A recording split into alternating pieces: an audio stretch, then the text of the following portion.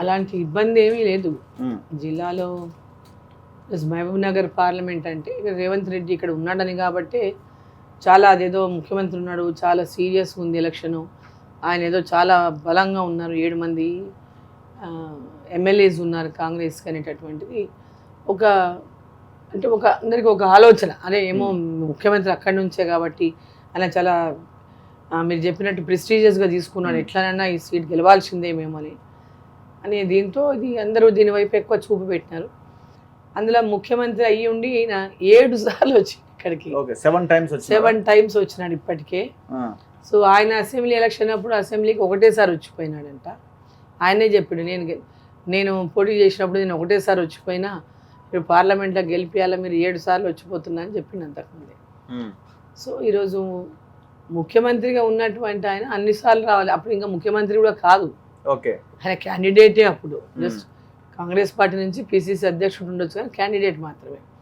So ముఖ్యమంత్రి నేను క్యాండిడేట్ని, నేను ముఖ్యమంత్రి అవుతున్నా అని చెప్పుకున్నాడు అప్పుడు. సో ఆ పరిస్థితుల్లో ఒకసారి వచ్చిపోయిండు. అక్కడ వాళ్ళ బ్రదర్ చూసుకునేది మెయిన్గా రేవంత్ రెడ్డి కంటే ఎక్కువ అక్కడ తిరుపతి రెడ్డి గారే రాజకీయం అంతా తిరుపతి రెడ్డి గారే చేస్తారు. రేవంత్ రెడ్డి గారు ఒక hi bye, hello hi bye అంతే. రేవంత్ రెడ్డి గారికి ఎవరితో ప్రజలతో టచ్ లేదు, జనాలతో టచ్ లేదు, లీడర్లతో పెద్ద అవైలబుల్ ఉండడు, అంతా కూడా తిరుపతి రెడ్డి గారే చూసుకుంటారు అక్కడ మొత్తం. సో అసెంబ్లీలో కూడా తిరుపతి రెడ్డి గారే చూసుకొని గెలిపించిండు వాళ్ళ తమ్ముడిని.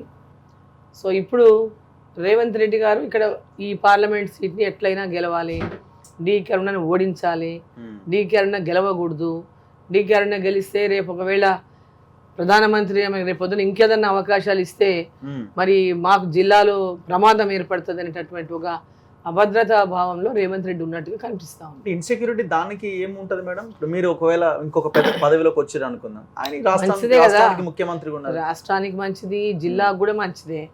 ఇక్కడ నుంచి ఒక ఎంపీగా గెలిచి ఇంకా నిధులు తీసుకొస్తాం కదా.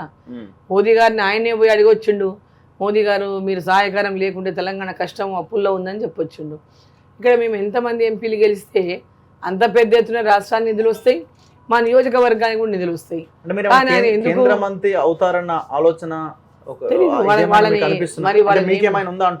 నాకు అట్లాంటిది నేను అట్లా ఏదో అవుతా అనేటటువంటి ఊహల్లో భ్రమల్లో ఎప్పుడూ నేను ఉండను. నేను ఎప్పుడు కానీ నాకు వచ్చినటువంటి నేను ఉన్నటువంటి దీంట్లో దాన్ని ఏ విధంగా సక్సెస్ఫుల్గా చేసుకోవాలనే లక్ష్యంతో ఎనీ టైం పనిచేస్తాను. ఇప్పుడు ఒక అవకాశం పార్లమెంట్ క్యాండిడేట్గా నాకు పార్టీ ఇచ్చింది.